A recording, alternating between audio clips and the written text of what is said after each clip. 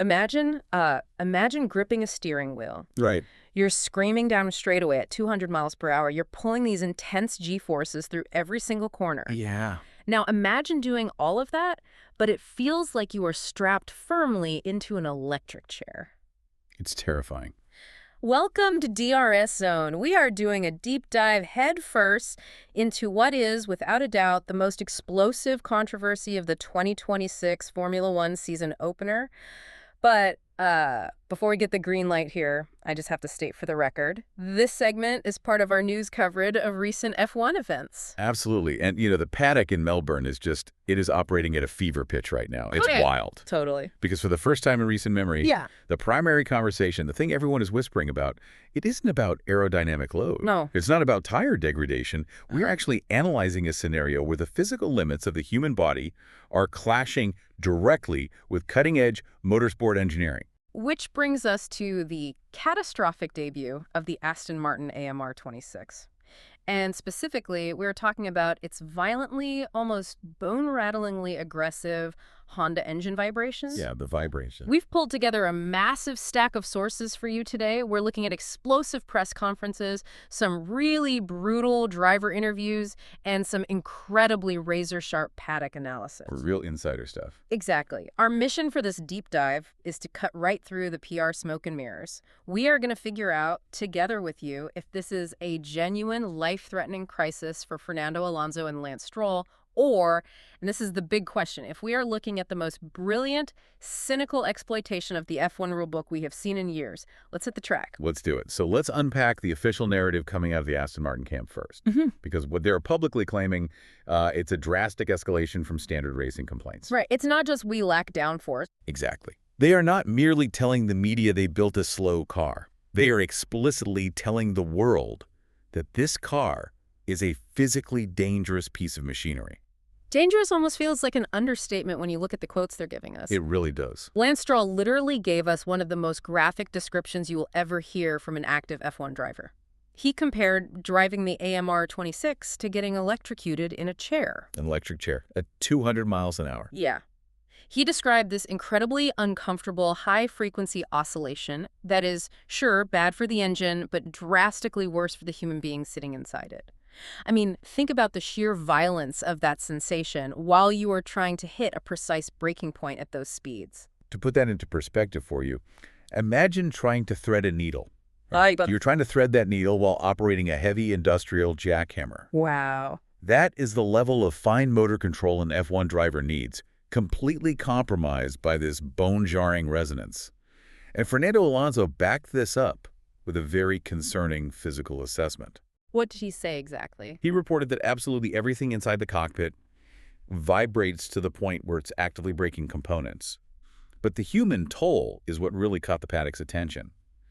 Alonso says that after just 25 minutes in the car, his body goes completely numb. Numb. Completely numb. Numb. The vibrations are essentially putting his nervous system to sleep. And it's not just the drivers complaining in the media pen either. You have Adrian Newey, The mastermind himself. the ultimate engineering mastermind, standing up in Melbourne and issuing a dire warning to the press. He confirmed that these extreme vibrations from the Honda power unit are a severe physical risk to his drivers. Yeah, Newey publicly stated that Alonso feels he cannot do more than 25 consecutive laps without risking permanent nerve damage to his hands. Permanent nerve damage, that is a career-ending threat. It is. And Stroll is capping his own physical limit at a mere 15 laps. Because of this ergonomic nightmare, Newey admitted the team is severely restricted in the number of laps they can even attempt to run this weekend. They are basically voluntarily sidelining themselves. Exactly. So we have a vehicle that is allegedly acting as a medieval torture device. Let's lift the engine cover for a second here. What is actually causing this mechanical nightmare? Because our sources indicate this isn't just your standard everyday engine rumble. No, not at all. The paddock analysis suggests the root cause originates deep within the architecture of the new Honda power unit. Okay. Vibrations in an F1 engine aren't entirely new, of course, but the frequency and the violence of these specific vibrations are anomalous. Engineers analyzing the situation suspect it might be a severe harmonic resonance issue. Which means what exactly for the non-engineers listening? It could be stemming from misfires in the internal combustion engine mapping, or perhaps the hybrid MGUK system is deploying its electrical torque so violently that it sends shock waves straight through the carbon fiber chassis. Oh, wow. Whatever the specific mechanical trigger is, the collateral damage is just staggering. It's not just attacking the driver's nervous systems, it's shaking the car to pieces from the inside out. And we actually saw the physical evidence of that during the Bahrain test, didn't we? We did. It was brutal. The vibrations were so utterly violent in Bahrain that they completely destroyed the car's batteries.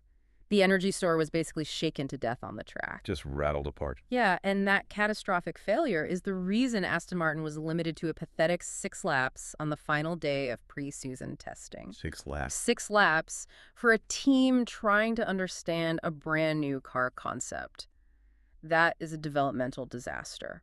So what is Honda's response to this? I mean, they can't just send their drivers out to rattle their batteries into dust every session. Right. Well, HRC President Koji Watanabe claims that the Honda factory in Sakura has been working frantically to introduce countermeasures for the Melbourne race. Okay, countermeasures. He stated that their factory simulations show a significant reduction in these vibrations. However, and this is a massive however, he openly admits that the effectiveness of this Band-Aid fix is completely unproven on an actual physical racetrack. Because simulations are just that, simulations. Exactly.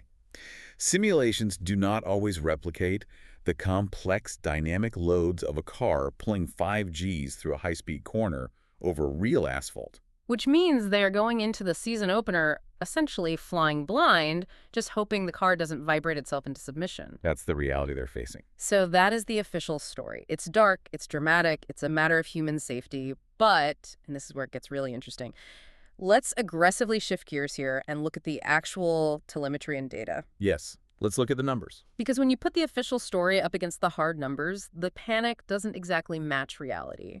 We need to encourage a bit of critical thinking here with you all listening, because there are glaring contradictions in this narrative. Huge contradictions. Let's dissect Adrian Newey's very specific claim that Fernando Alonso cannot safely exceed 25 consecutive laps. Okay, 25 laps is the hard limit. Right.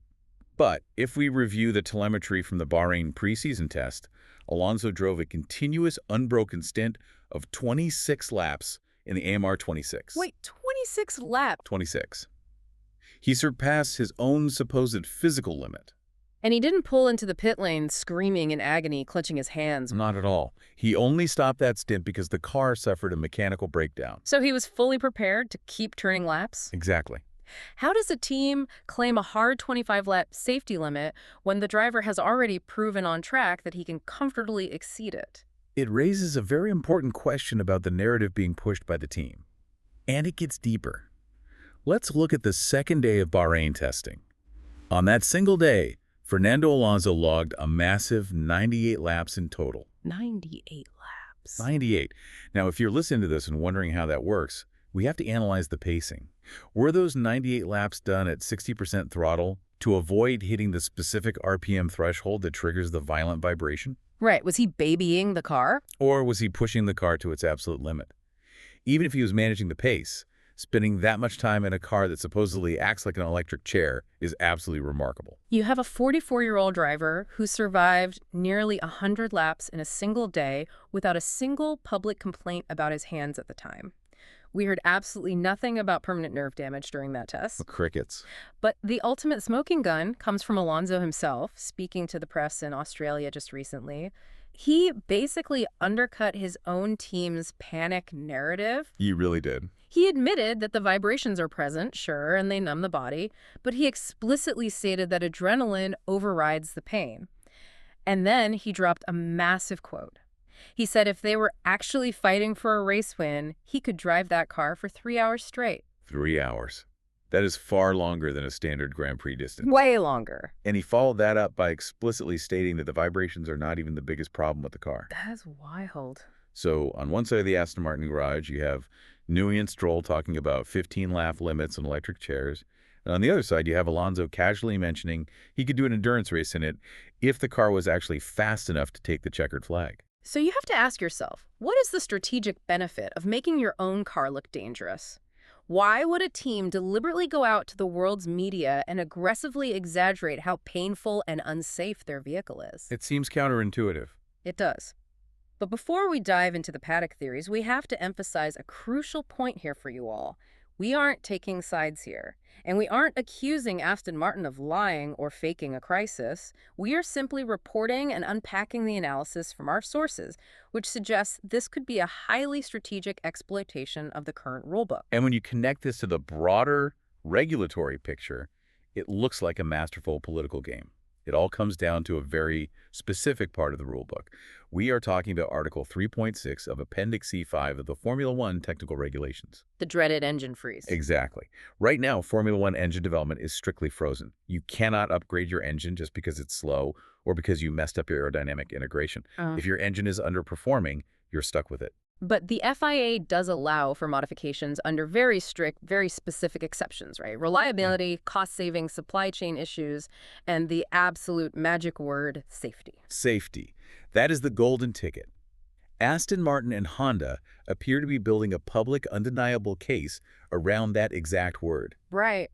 By loudly and graphically claiming that this car is a physical danger to the driver's health, citing severe numbness and the threat of permanent nerve damage, they're attempting to force the FIA's hand. They are backing the regulators into a corner. Exactly. They want permission to introduce massive, sweeping engine upgrades under the unassailable guise of driver safety. And to understand how this works in practice, we have to look at the burden of proof. How does a team actually prove a safety claim to the governing body? Does the FIA go in and install their own independent vibration sensors on the steering column? Do they require independent medical doctors to examine Alonso's hands and verify this nerve damage? Right.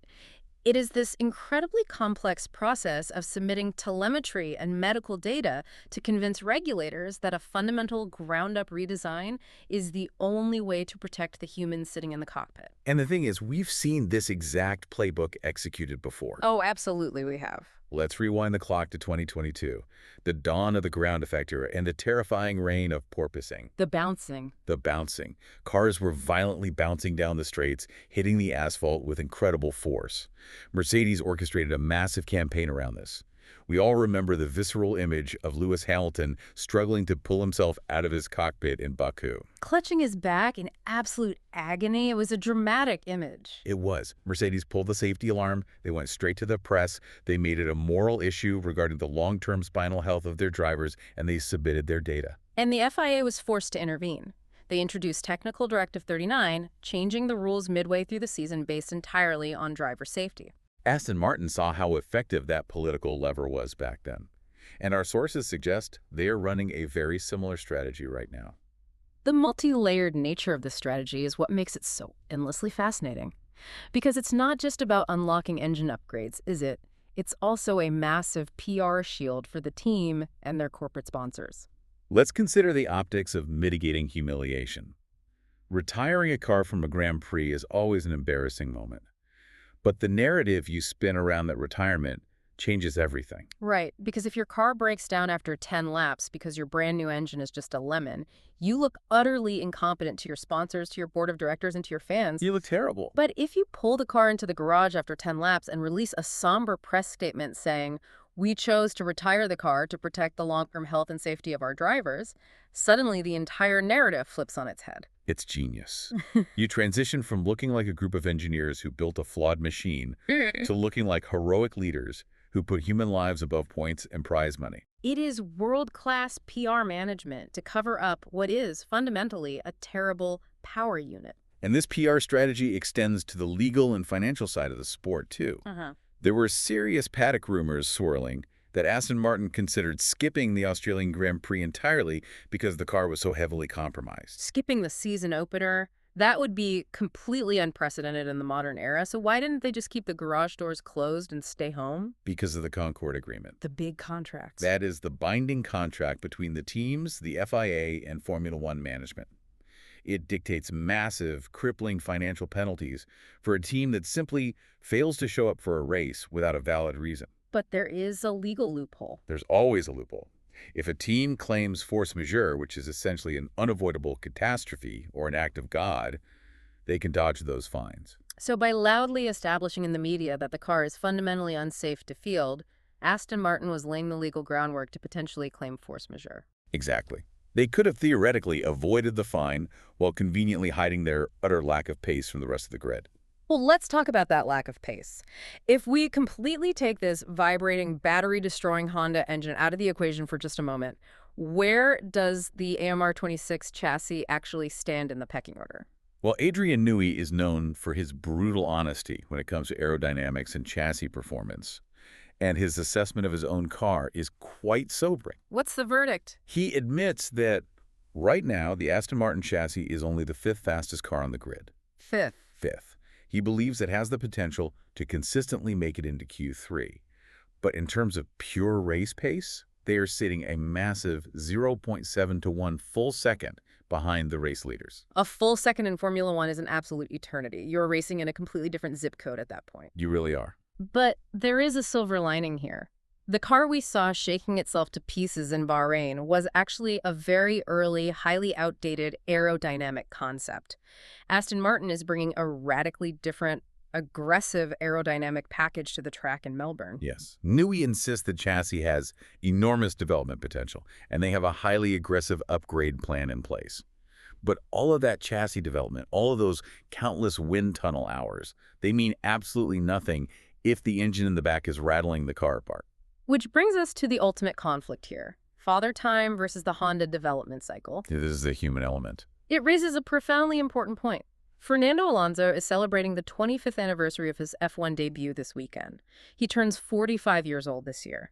That is a mind-blowing statistic in a sport dominated by drivers in their early 20s. It really is unbelievable. Alonso has gone on record saying he has complete faith that Honda will eventually fix this engine. Sure. He noted that Honda always figures it out, and they always eventually build a competitive power unit. Eventually being the key word there. Right. Because he also openly admits he doesn't have a crystal ball. Honda's traditional methodical development timeline simply does not align with the fiercely ticking clock of his own career. He didn't sign a multi-year contract extension to be a midfield test dummy for an engine manufacturer. He wants a third world championship. And at 44 going on 45, he simply does not have the luxury of waiting 3 years for Honda to figure out how to stop their engine from vibrating. He is racing against the stopwatch on the track and the calendar in his life. It creates a volatile environment inside the garage. You have an impatient, aging legend desperate for a winning car. You have a brilliant aerodynamicist shackled to a compromised chassis. You have an engine manufacturer scrambling in their factory. And you have a rule book that might just offer them a politically engineered way out of their misery. It's a perfect storm. We set out to cut through the smoke and mirrors today, and what we found is an absolute labyrinth. True. The situation at Aston Martin is the ultimate intersection of cutting-edge engineering, the extreme physical limits of the human body, and pure political rule-bending. Whether the AMR26 is a lethal weapon threatening the nerves of its drivers, or Aston Martin is brilliantly weaponizing the rulebook to fix their slow car, I guess that remains to be seen. But that is exactly why this sport is endlessly fascinating. It proves, yet again, that Formula One is never just won on the asphalt. It is a high-stakes legal, political, and psychological war fought in the garages, in the briefing rooms, and in the paddock. The engineering is just one piece of a massive multi-million-dollar chess game. And it leaves us with a fiery final thought for you to mull over as the season officially kicks off. If the FIA actually grants Aston Martin this safety upgrade, consider what it means for the entire 2026 engine freeze. That's the real consequence here. Will we see a new era of Formula One where teams start hiring medical doctors instead of aerodynamicists to find lap time? If a medical certificate can unlock a massive engine redesign, the entire regulatory framework of the sport changes overnight. Think about that as the lights go out in Melbourne. It is a precedent-setting decision, and you can guarantee every single team principal on the grid is watching this very closely. Keep your passion for racing alive, keep questioning the official story, and make sure you are following DRS Zone on all platforms, TikTok, Instagram, and YouTube, so you never miss a beat of the F1 drama. We'll see you at the checkered flag.